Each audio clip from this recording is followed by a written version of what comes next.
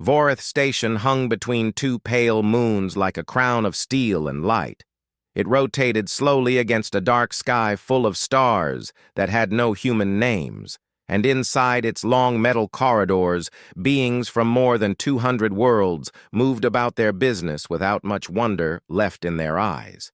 The station had existed for generations, long enough that most of its inhabitants had stopped looking out the windows, and it had seen diplomats, soldiers, scientists, and students pass through its gates without much surprise.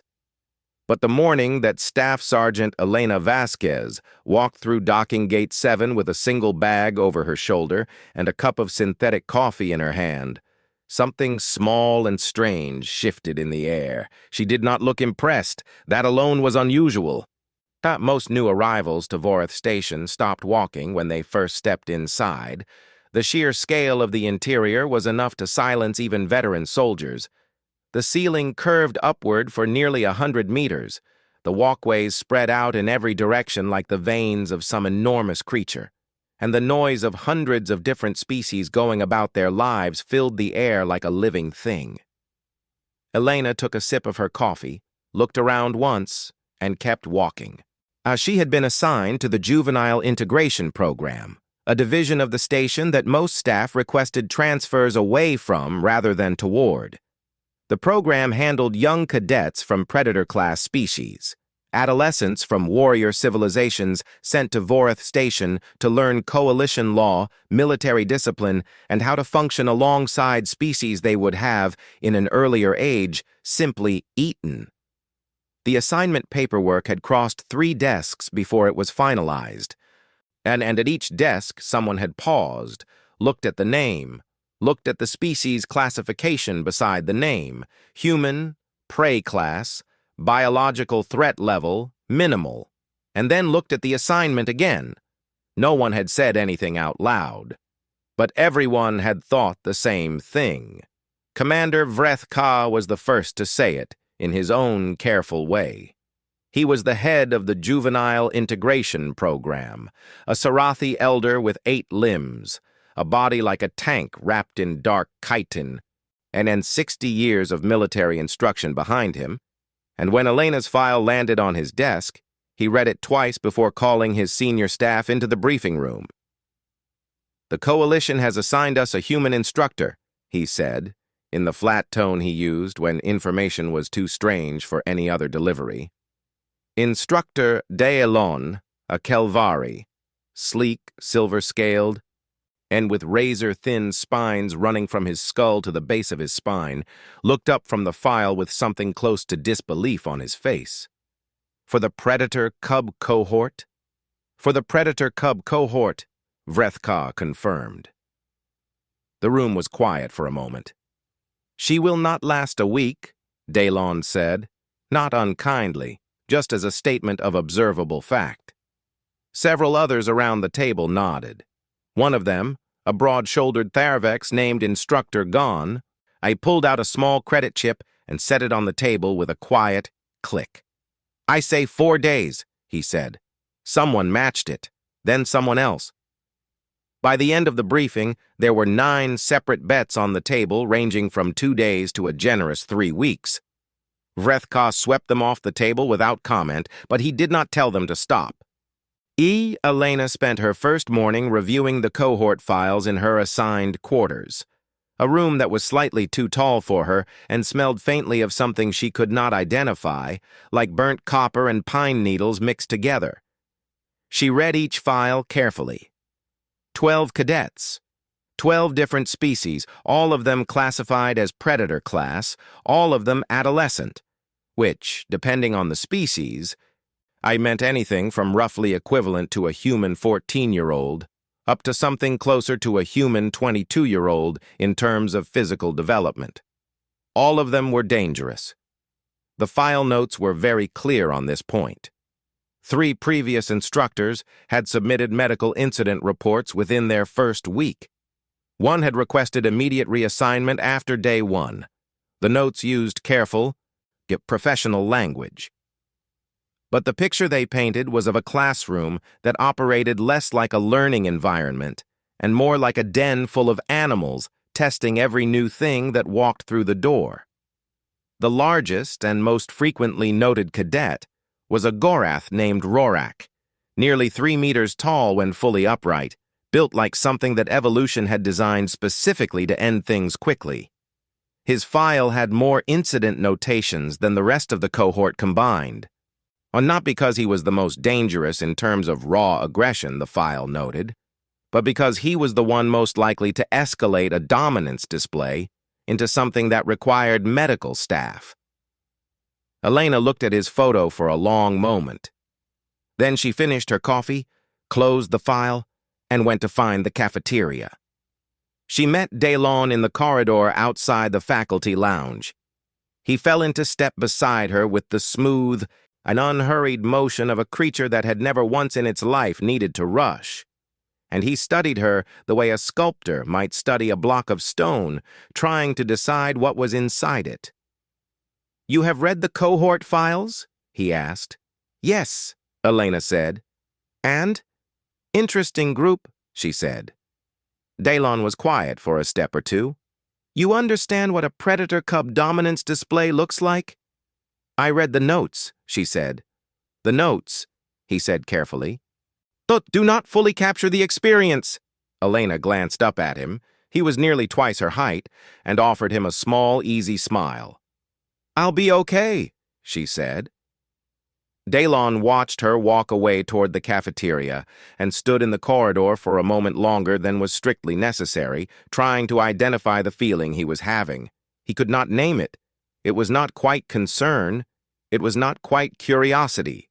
It sat somewhere between the two, a faint, nagging sense that he was missing something important, like a sound at the edge of hearing that refused to resolve into anything recognizable. He went back to his own classroom and found himself, for the rest of that day, occasionally glancing at the wall in the direction of Training Room 7. That evening, Frethka stood alone at the wide observation window at the end of the faculty wing and watched the stars. He had commanded soldiers for 60 years. He had trained predators, but diplomats, warriors, and scholars.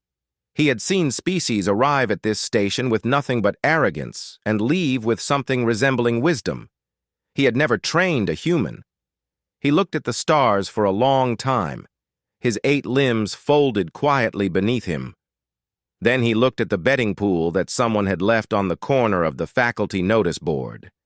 He did not add his name to it, but he did quietly begin to wonder. Training Room 7 had claw marks on the walls. And not decorative ones, not the kind of marks left by accident or enthusiasm during a drill, but deep, deliberate gouges in the reinforced paneling that told a clear story about what previous instructors had faced in this room and how those encounters had ended. Elena stood in the doorway for a moment and looked at the room before the cadets arrived. It was large, designed for predator-class physical training, with high ceilings and wide floor space and walls built to absorb impact. The equipment was heavier than anything in a standard training room. The chairs at the long instruction table were sized for beings that were not small. Elena pulled out her datapad, set it on the instructor's table, and sat down. She waited. They came in the way predators always enter a new space, not loudly, not carelessly, but with a careful and watchful kind of attention that looked relaxed but was not. Each cadet that stepped through the door took in the room in a single sweep. I noted exits, noted distances, and then, each one of them in their own way, noticed the human sitting at the front. The Velshai twins came in together, their long bodies moving with the liquid ease of creatures built for ambush. Pale-scaled, sharp-eyed, with jaw structures that could unhinge to swallow something twice the size of Elena's head. They took positions at the far end of the table and watched. 3 Gorath cadets filed in next, massive and heavily built, and their footsteps landing like small earthquakes on the training room floor. One of them was Rorak. He was the last of the 3 to enter, and when he came through the door, he brought something with him that was harder to name than his size, a kind of weight, a pressure in the air, like the moment before a storm decides to do something about itself. The rest of the cohort filled in around them. A Kelvari juvenile with too many teeth, two rust-colored Tharvex, who moved in mirrored step with each other, a pale-furred Dren cadet who was the smallest in the room after Elena, but whose claws were already hooked and ready at his sides.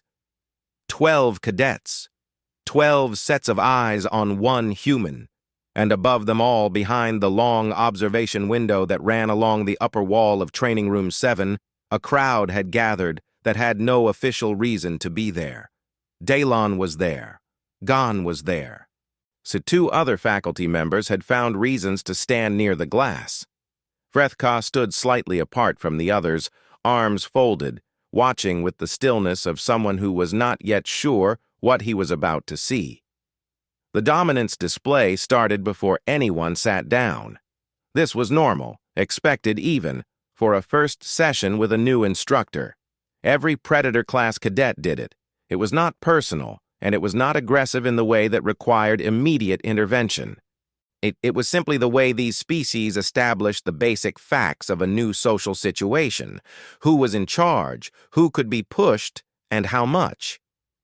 It started with the low sounds, subsonic vibrations from the Gorath cadets that were less a noise and more a physical sensation, something felt in the chest rather than heard with the ears. The Velshai began their slow, circular repositioning, not moving toward Elena, just reorienting, the way a lens adjusts its focus. The Kelvari cadet let one row of spines rise along the back of his neck. Elena looked up from her datapad. She looked at each of them, one by one, with the calm and steady attention of someone taking attendance. Then Rorak stood up. He did not need to do much beyond that to make the room change. And he was 2 meters and 90 centimeters of Gorath adolescent, still technically a juvenile by his species measure, and when he rose to his full height, the ceiling felt lower, and the room felt smaller, and the air felt tighter. His jaw opened slightly, showing teeth that were not designed for anything gentle. And then, from somewhere deep in his chest, he produced the sound. It was not loud. That was the thing about a full Gorath predator vocalization. It did not need to be loud to do what it did. It traveled through the floor, through the walls, through every surface in the room, and straight into the older, quieter part of the brain that had nothing to do with reason and everything to do with survival. The observation deck went completely silent. Vrethka's hand moved slowly toward the emergency override panel. Dalon stopped breathing. The other cadets watched. Rorak stared down at Elena from his full height. Every part of his posture broadcasting a single message that needed no translation across any species barrier. Elena looked up at him. She looked at him the way someone looks at a machine that will not start, not frightened, not angry, just working out the problem. Her head tilted slightly to one side. The corner of her mouth moved. She smirked. "Nice try," she said. Then she looked back down at her datapad and called, "Roll."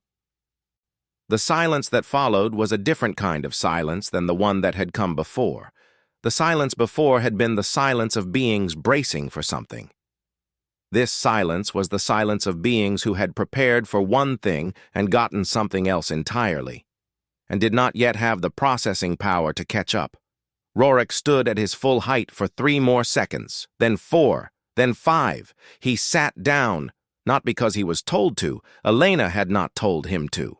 And not because anything had physically compelled him. Nothing had. He sat down because the response he had always gotten to that display was fear, and the absence of fear had removed the only next step he had ever planned for. He sat down and stared at the human, and could not find a single category for what had just happened. Elena finished calling roll, noted that all 12 cadets were present, and looked up at the room. "My name is Vasquez," she said, and in a conversational tone that belonged in a room where nothing remarkable had just occurred.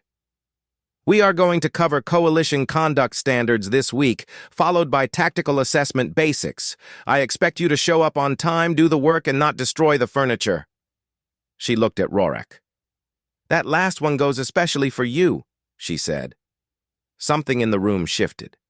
It was very small, barely detectable. But Daylon, watching from the observation deck, I felt it land like a stone dropping into still water. The Velshai twins exchanged a look. One of the Thervex made a sound that, in their language, meant something close to, "This is not what we expected." Vrethka slowly lowered his hand from the emergency override. And Elena Vasquez opened the first lesson of the day as if nothing in the world had ever been simpler. Up on the observation deck, nobody spoke for a long moment. Then Gon looked at Daylon. Daylon looked at the window. And below them, Elena was writing the day's lesson outline on the display board in clear, even letters, while 12 Predator-class cadets sat in their chairs and, for the first time in the documented history of this particular cohort, did not attempt to destroy anything. 4 days, Gon said quietly, reminding the room of his bet. Nobody answered him, but several people, very slowly, began to look less certain than they had been an hour ago. Vrethka said nothing at all. And he watched Elena work through the first 5 minutes of the lesson with the same unreadable expression he had carried in from the corridor. And then, without a word to anyone, he turned and walked back toward his office. He had a great deal to think about. The first week was a test. This was expected. Every first week with a new cohort was a test, and every instructor who had ever stood at the front of a Predator-class training room knew it. The cadets were not yet sure what Elena was, which meant they were not yet sure what they could get away with, which meant they spent the first week finding out. They were not cruel about it, not deliberately. They simply did what Predator species adolescents have always done. When placed in a structured environment they did not choose. They pushed. Rorik submitted his first assignment 3 days late. He did not apologize and did not explain.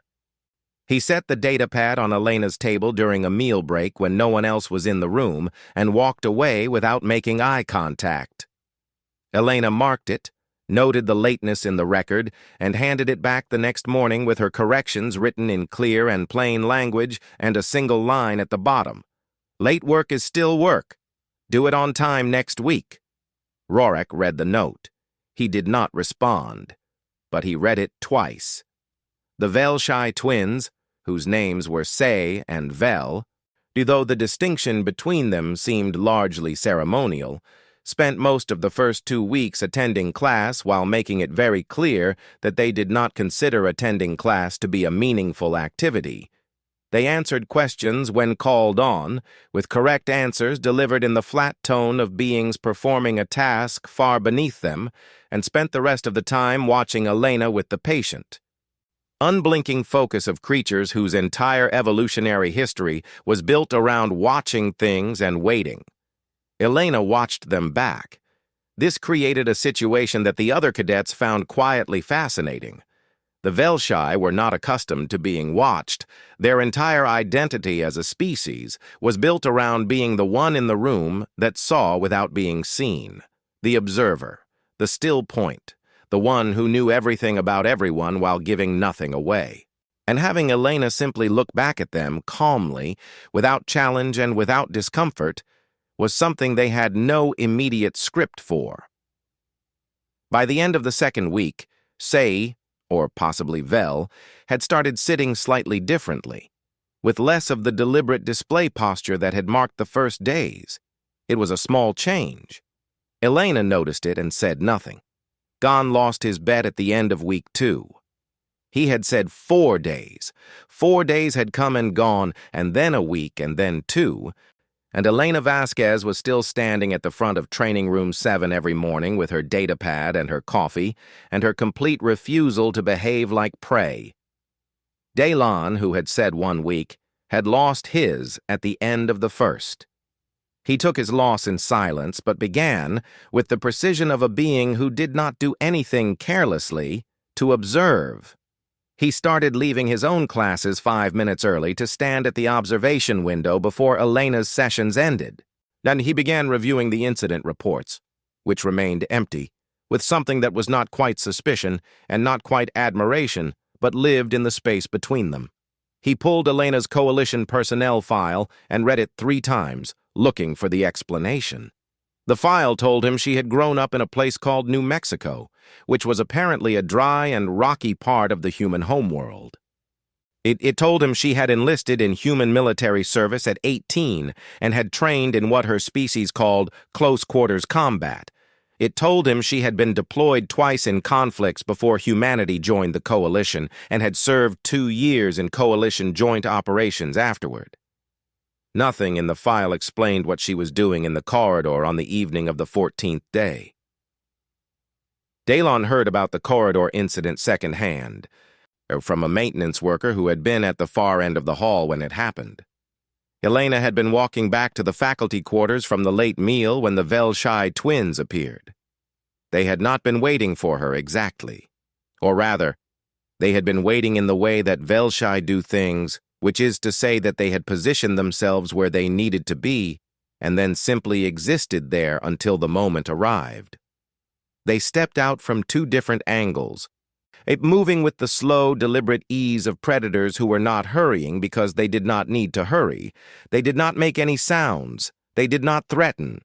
They simply began the slow, circling approach that was, for their species, a fundamental language, the physical grammar of, "You are surrounded, and I am deciding what to do about that." Elena stopped walking. She stood in the center of the corridor and looked at them, not back and forth between them, but at a single point in the middle, slightly elevated, that kept both of them in her field of vision without her eyes needing to move. And she was still. She was completely and entirely still in the way that very few prey-class species ever managed to be. Not the frozen stillness of fear, but the settled stillness of something that had already made its decision and was simply waiting for the situation to catch up. The Velshai circled once, then they stopped. Say. It was definitely say. The maintenance worker noted because of the secondary scale pattern along the jaw, turned her head slowly to one side in the considering way of a being who was reevaluating something fundamental. Then they left. They simply turned and went back the way they had come, smooth and unhurried, as if this had always been the plan. Elena watched them go. Then she continued to the faculty quarters. And the story moved through the cadet barracks by the next morning, passed in the low-frequency communications that predator species adolescents used when they did not want instructors to hear. And by the end of the day, every cadet in the cohort had heard some version of it. It was during the 3rd week that Elena began to see past the displays. It started with Rorak. He submitted his 2nd assignment on time, which she noted, and his 3rd assignment early, which she noted more carefully. His work was not polished, but it was thorough, and there was a precision in his analysis of coalition law scenarios that suggested a sharper mind than his file had indicated. She pulled up the records of his older brother, Cadet Gorath Dor, who had washed out of Vorith Station 3 cycles prior, failed tactical assessment, reassigned to a non-military coalition role. For a Gorath family, that was not a small thing. She did not say anything to Rorik about it. She simply started calling on him more often in sessions. Not to test him, but to give him the experience of being correct in front of the room. Small, quiet, deliberate. He began to sit differently, less like a threat display and more like someone who was paying attention. With the Velshai twins, she read their species file more carefully and found the notation she had missed in the initial review. They had lost a clutch sibling 8 months before enrollment. In Velshai culture, a clutch was not just family. It was the foundational unit of identity. Losing one was, by any measure, a profound and lasting wound. She did not address it directly. It was not her place, and they had not offered it. But she stopped calling on them in the flat and transactional way she called on others. and started asking them questions that required actual opinion, rather than just recall. Say answered first one afternoon, with a response that was 3 sentences longer than necessary and contained, buried at the end, almost hidden, something that was unmistakably her own view on the matter. Elena wrote a note in the margin of her session record. Good! She did not make a production of it, but Say noticed. By the end of the 4th week, Daylon had filled an entire notebook. Not with formal observations, those went into the official file, but with the other kind of notes, the kind a being makes when something is happening that does not fit the framework it was trained to use. Questions without answers, comparisons that did not hold. The word human circled several times with nothing written beside it. He stopped Vrethka in the corridor one evening, which was not something any of the faculty did lightly. "Commander," he said, I'm having difficulty with a classification problem." Vrethka looked at him. "I am aware," Vrethka said. "She should not be able to do what she is doing," Daylon said. "By every biological and behavioral framework we have, a prey class being in a predator class environment should be operating from a place of consistent fear, fight or flight, elevated threat response, diminished cognitive function under pressure. She does not do any of these things." Vrethka was quiet for a moment. No, he said, "she does not." "So what is she doing?" Daylon asked. Vrethka looked at him with an expression that was not quite an answer, but was not quite a refusal either. "I think," he said slowly, "that she is doing the job." He walked away down the corridor, and Daylon stood looking after him with the notebook pressed against his chest, and the feeling, increasingly, undeniably, that he was watching something none of them had a name for yet. The simulation was scheduled for a Tuesday. It was a standard end-of-cycle live exercise, the kind that Voreth Station ran twice a year for every cohort, designed to test everything the cadets had learned in a controlled but realistic environment. The simulation room on level 14 was built for exactly this purpose. A vast and reconfigurable space that could mimic any number of combat or crisis scenarios, and with environmental controls, movable structural elements, and hazard systems calibrated precisely to the cadet classification on file. For a Predator-class cohort, the settings were aggressive, but not lethal. The words "not lethal" appeared 3 times in the safety certification paperwork, which perhaps indicated that someone at some point had felt the need to be emphatic about it. Elena reviewed the scenario briefing the night before. Search and recovery, contested environment, an interspecies coordination required. It was a good exercise. It tested exactly the things she had spent 6 weeks teaching: assessment under pressure, communication across species barriers, and decision-making when the obvious choice was not available. She filed her instructor's preparation notes, set an alarm, and went to sleep without difficulty. The exercise began cleanly. The cadets entered the simulation space in their assigned teams, Rorik leading the first group, the Velshai twins anchoring the second, the others distributed according to a structure that Elena and the cohort had worked out together in the 3rd week of training. They moved well. They communicated in the clipped and functional shorthand that teams develop when they have spent enough time working together to stop being formal about it. Elena watched from the instructor station at the edge of the simulation space and made notes. 40 minutes in, the system made a sound it was not supposed to make. It was a small sound, a low mechanical tone, 2 beats, repeated twice, and anyone who had spent significant time around Voreth Station's simulation systems would have known immediately that it was not part of the scenario. Elena heard it. She was already moving toward the system panel when the first environmental alert came through, a containment anomaly in Section 4, which was the section where Team 1 was currently operating, and which was the section where Rorik was. The alert text was clear: structural integrity compromised, temperature escalation in progress, secondary systems offline. The second alert came 12 seconds later. 3 cadets in Section 4 were cut off. The automated lockdown had sealed the section boundaries as a safety measure, which was correct protocol, but it had done so before Team 1 had reached the extraction point, which was not what anyone had planned. The station's emergency response protocol activated. Red lighting flooded the corridors. An automated voice called for evacuation of the simulation floor. A heavy response team was being assembled on level 12, 14 minutes away by the fastest route. Everyone at the instructor station looked at the display showing Section 4's interior. Rising temperature, falling structural readings, but 3 cadet signals clustered in the far corner where the ceiling was already showing stress fractures. No one moved toward Section 4. The protocol was clear.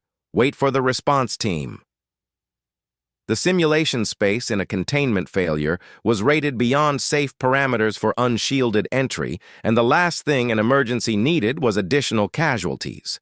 Elena was already at the section door. "Vasquez," Daylon said from behind her, in a voice that was carefully controlled.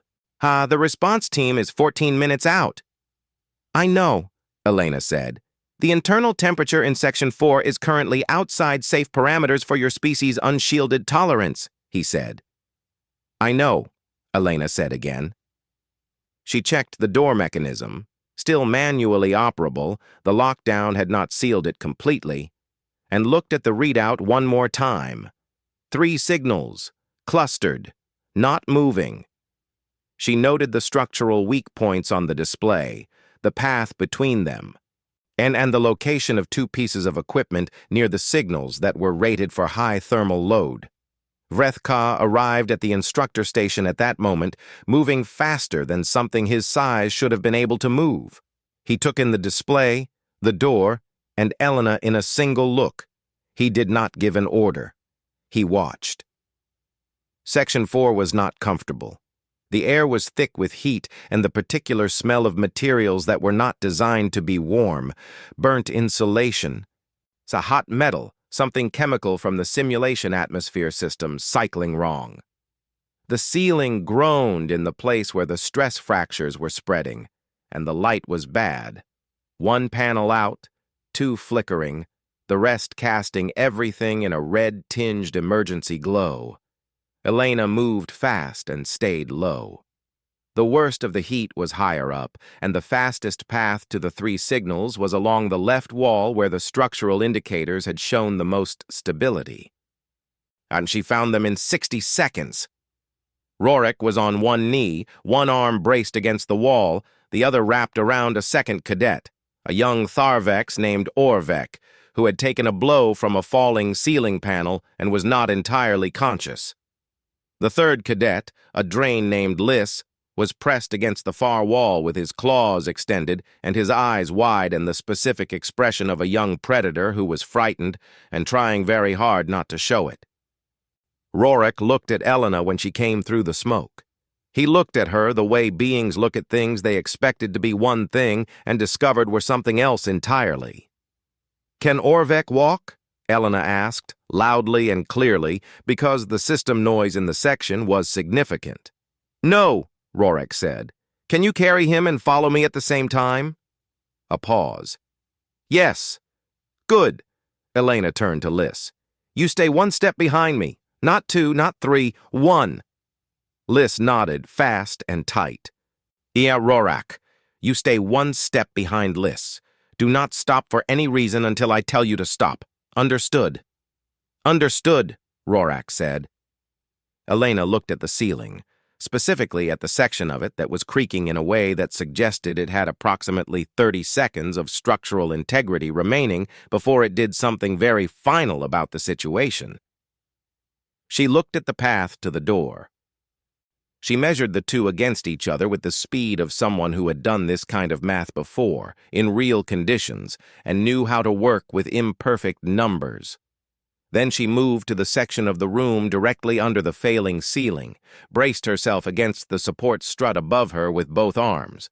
It needed about 40 kilos of upward pressure to stay in its housing, and looked back at the others. "Go," she said. They went. The ceiling held for 11 seconds. She counted. Just at 11 seconds, she released the strut and ran. and at 14 seconds, the section behind her came down with a sound like the end of an argument. She came through the section door 3 steps ahead of it. Dialon caught her before she hit the opposite wall. She was bleeding from a cut along her left forearm.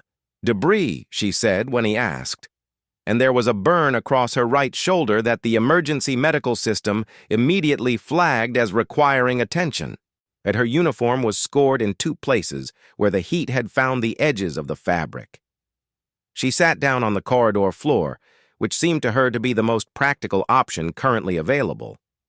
She looked at the assembled staff, at the emergency responders who had arrived in under 14 minutes after all, at Dalon with his hands still on her shoulders, at Vreth Ka standing very still a few steps back with an expression she had not seen on him before. She looked at Rorak, who had set Orvek down with extraordinary care and was now standing at his full height watching her with something in his face that had no word in any human language. "Someone want to call medical?" she said. "And also, simulation exercise debrief. 0800 tomorrow. We still have things to cover." The corridor was very quiet. Rorak looked at her for a long moment, a long, unblinking moment in which something very old and very serious was happening behind his eyes. Then, slowly, and the largest cadet in the cohort, a Gorath adolescent who had never in his documented history lowered himself to any living thing, went down on one knee, his head bowed. Nobody spoke. From the doorway of the simulation level, 2 of the emergency response team members, hardened coalition veterans who had seen a great many things in their careers, stood very still and said nothing at all. Dalon looked at Vreth Ka. Vreth Ka looked at Elena. Elena looked at Rorak. And then at the medical kit that someone had just placed in her hands, and then back at the room full of beings staring at her. "I mean it about 0800, she said. And somewhere in the corridor, despite everything, Liss, the small drain cadet who had pressed himself against the wall in Section 4 and been afraid and not run, made a sound that was, in his species' language, the precise equivalent of a laugh. The medical report filed 3 things: a laceration requiring closure, a second-degree thermal burn requiring standard treatment, and a notation in the remarks column that read, "Patient attempted to leave medical bay twice before treatment was completed, was persuaded to remain both times, signed release form under protest." The incident report took longer. It crossed 4 desks in the coalition administrative structure before it was finalized, and at each desk it caused a delay, not because anything Elena had done was unclear, but because the people reading it kept stopping at the same point, the point where an unshielded prey-class biological threat level minimal human had entered a containment failure rated outside safe parameters for her species, extracted 3 predator-class cadets, and improvised a structural solution with her own body while doing it. 3 separate reviewers flagged the same question in their notes. Was the assignment of this individual to the Predator-class cohort appropriate? And the question was passed up the chain. It came back down eventually with a note attached. Recommend review of Prey-class assignment protocols. Possible reclassification discussion warranted. Vreth Ka read this note, filed it in the correct administrative location, and did not look at it again. The formal faculty debrief was held 4 days after the incident, once Orvek had been cleared from medical and the simulation system had been inspected and repaired. It was, by the standards of faculty debriefs, unusually well attended. Gon was there. The other instructors who had been at the observation window during Elena's first class were there. Several people who had not been at the window on that day but had since heard enough to form opinions were also there, having found reasons to be present that were technically valid. Dalon spoke last. He had been quiet through most of the meeting, listening to the safety analysis. At the technical review of the system failure, the protocol discussion about response team timing, he had made notes, he had not offered opinions. When it was his turn, he stood for a moment before saying anything, in the careful way that Kelvari did when they were organizing something that mattered to them. I have spent 6 weeks attempting to classify Instructor Vasquez within the Coalition's standard biological and behavioral framework, he said. I have reviewed the relevant literature on human physiology, evolutionary history, and threat assessment. I have read her service record. I have observed her directly on numerous occasions. The room was quiet.